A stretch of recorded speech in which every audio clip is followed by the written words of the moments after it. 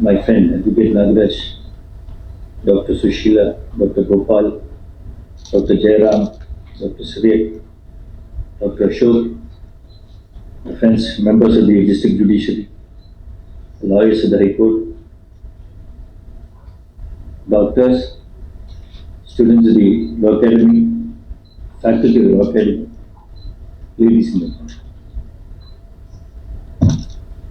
I'm extremely happy to be here in this city where I've been for the first 20 years of my life.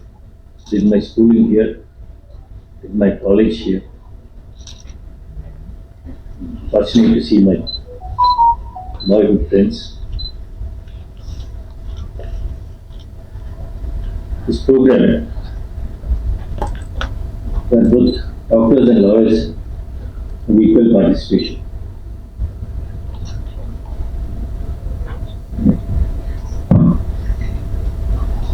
I would say two professions are very integral to human existence. In an address before the judges and lawyers of the Supreme Court, Honorable President of India, Srimati Draupadi Murmu, stated, and I quote, "We all know that Her Excellency hails from a village." She said, "Three kinds of people are put on the same pedestal of God in my village: doctor, teacher, and lawyer. The doctor is called God because they save lives. Doctors and lawyers are approached by one when they are in despair." This assessment, I believe, cannot be contradicted. If lawyers feel that they are charged with the duty of redressing the grievances of their clients, restoring the rights of their clients, getting their rights declared, it's the doctor who often bridges the gap between life and death, who brings solace to the patients.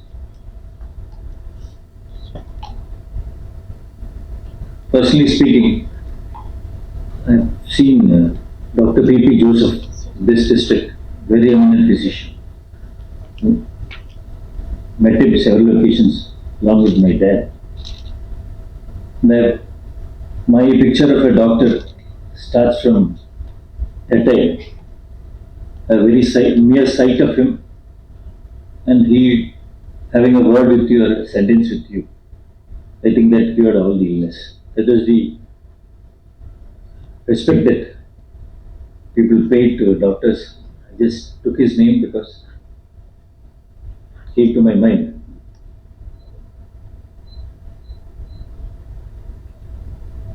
Likewise, we've had lawyers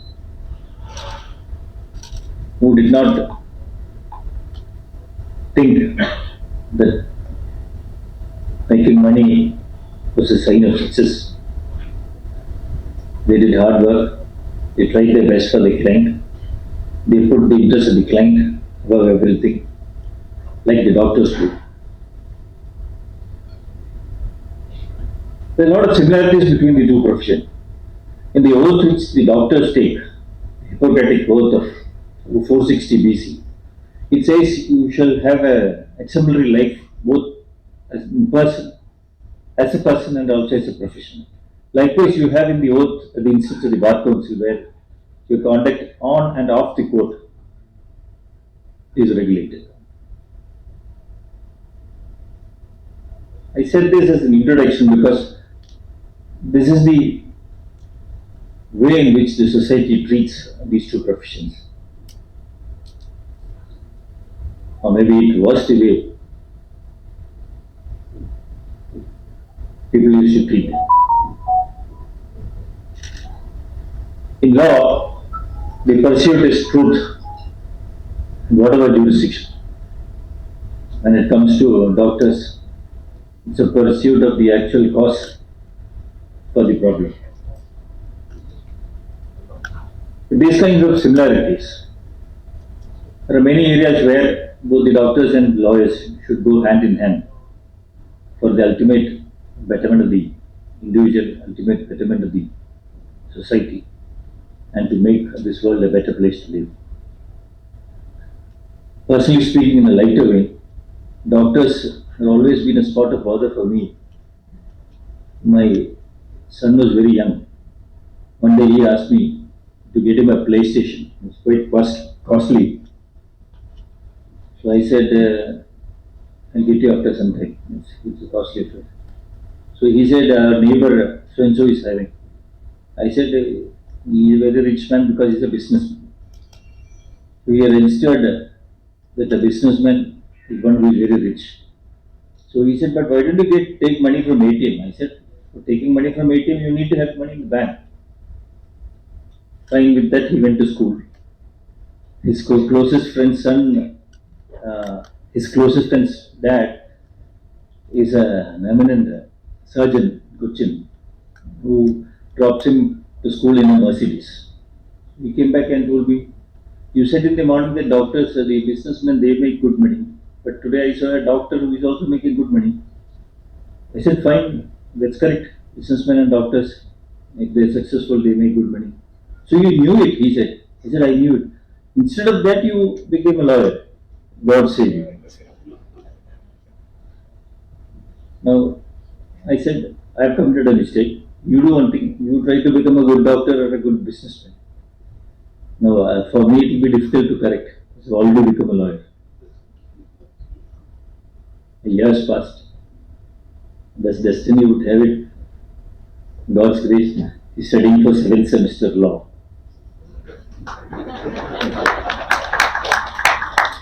Till he grew up, where everything he would ask me, and if I decline, the answer is, I wish my dad was a doctor. It is solved. Coming back, today, as my previous speaker said, I have a lot of challenges to face. Doctors, everything what they do, coming under question.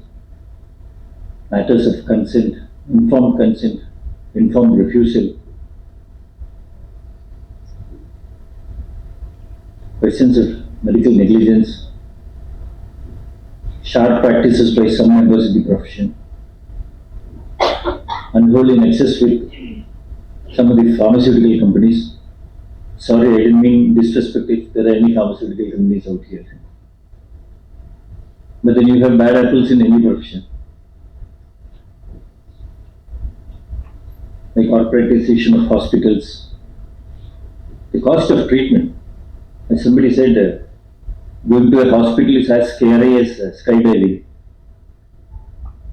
And if the cost of treatment is that high, then you have to understand that it's not a solution. It's a problem which has to be tackled. And if lawyers, we think are the social engineers who would tackle these problems with the help of law in a country governed by rule of law.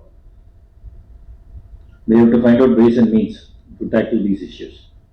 The responsibility is on you, the lawyers, law students.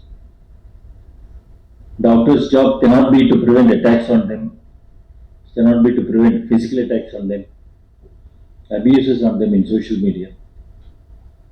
They have some other job cut out for them. Even otherwise, the doctors, both in the government sector and in the private sector, they are overworked, they burn out, which actually affects the quality of the healthcare. Added to this, attacks on them cannot be justified, whatever be the reason. Maybe that all these things happen when the emotions are high, but that's not a reason for overtax against the doctors. Now, how do you prevent all these things? If it is by a law, are we giving the doctors, actually the stakeholders, enough say in the matter of legislations? How many among the doctors, how many doctors are there in the parliament and the legislative assemblies? Are we having a policy, a national policy on health? we are actually having standards. We know the standard, the doctor's duty is only to take standard duty of care, and he does not promise cure. His standard that is that of a reasonable man who would act in the circumstances. When it comes to consent, we know to what extent he can go. There's a dividing line, there's a thin line. He cannot give all the information which then would scare away the patient, that he can't. There's a line to be drawn. There are allegations coming in the case of transplantation of organs, clinical trials. The latest one, we know the advancements in AI. I heard a talk of presentation of Sundar Pichai the other day. He said the scan of retina, which were being used as part of the field trials for treating diabetic retinopathy. Now the scan, according to him, predicts even an adverse cardiological situation in 4 or 5 years' time. A scan which the doctors or the technician did not read, the machine tells you, has warnings of even a cardiac risk. He also said that taking more than 100 points of data with respect to a patient, you can now give predictions that he is likely to fall sick in 24 to 48 hours, which will make the job of doctors easy. There is a prediction. Machine learning is advanced to that level. Today you have the robotic surgeon performing the surgery. There is no tremor. Margin of error is less than when a surgeon performs. You say you need to have trust in your doctor. I don't know when the machine does, in whom you have the trust. Is it in the machine or in the manufacturer? And where is the place of human agency then? Do you want the machine to ask you whether you are fine, or do you want the doctor to ask? Left to me 100%, I want the doctor to ask, not the machine, however good the machine is. But then these are technologies you can't just shy away from. You're living in an era where the technological advancements, it is happening at that rapid pace. COVID would have brought in a lot of miseries, but then there are certain things which have gained. One is the innovation in the technology. We heard a lawyer who was sitting in another continent. Out of my curiosity, I asked him, "Where are you?" Because the lights were on. He said he was in another continent. We are having conferences world over, people sitting at different continents, just like they are just around the table. You can now file a case in the Kerala High Court from sitting anywhere in the world. We started online filing last January. It is confined to a few subjects. Now this January we made it online filing in all branches in 1 year's time. And we have crossed a lakh of filings by last week. That's the speed at which technology is improving. And today to be relevant, you have to use this technology. Today it's not a question of survival of the fittest. I say it's a question of being relevant. Now today you will not see a typewriter in the office of a lawyer, which was the only thing available 10 years back. Not that it stopped functioning, it became irrelevant. People don't no longer use it. So we are also at a threat. Studies say that the jobs which we presently do, at least 50% of them will become redundant because of machine learning and AI. That's the time in which we are living. The more advanced we are, more the challenges. This they are the legal profession. I believe should devise measures, devise suggestions, so that doctors, they perform their job well. Earlier it was said that those who joined law colleges were the one who did not get for either engineering or medicine.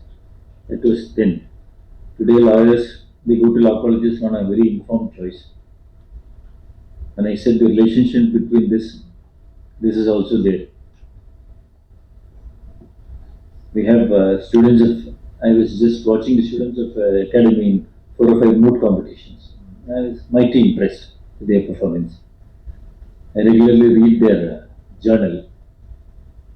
articles are of very high standard. So it will be for people like you to find out in what way the challenges which the medical profession is facing can be lessened.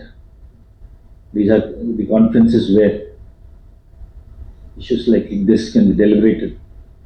The quality of healthcare improves, which in a way, which is the only way in which the health of the nation can be taken care of. I congratulate the organizers for conducting a program like this. I thank the organizers for inviting me.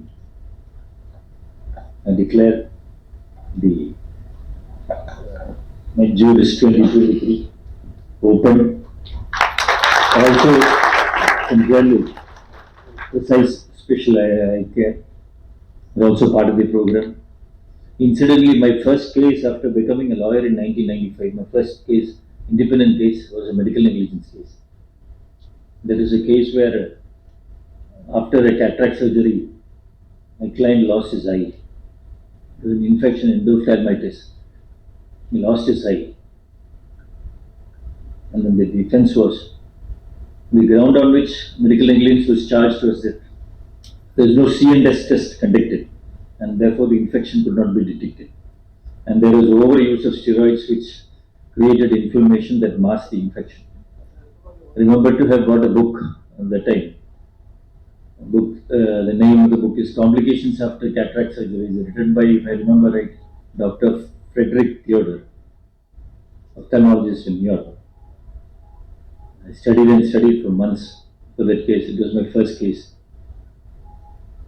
And court passed an order in my favor, but that is only against the hospital. The doctor was let off. The question in appeal, doctor was also made liable. Ultimately, the matter was settled. I remember conducting that case before a judge. His first question to me was, "You lost your eye?" I said, "Yes." "And do you have a case that the doctor did it deliberately?" I said, "No." "And why are you still standing here?" He said, "I went to a doctor thinking that he knows how to do a surgery and he will not commit an error. If I went to a barber shop and asked him to do a cataract surgery, then I have only myself to blame. Otherwise, this court has to consider whether there is any negligence." And only later I came to know that the doctor, the judge's sister and brother-in-law, both were leading ophthalmologists. Notwithstanding that, that's the beauty of the profession, notwithstanding that, the case ended in my favor. There's a specific question I remember having put to the expert witness: "Do you consider eye as the most important organ in you?" He waited because he thought the answer either way would, he had to say yes. That is my connection with an eye hospital and the doctors. It's again a coincidence. Thanks once again. Thanks, Jai Hind.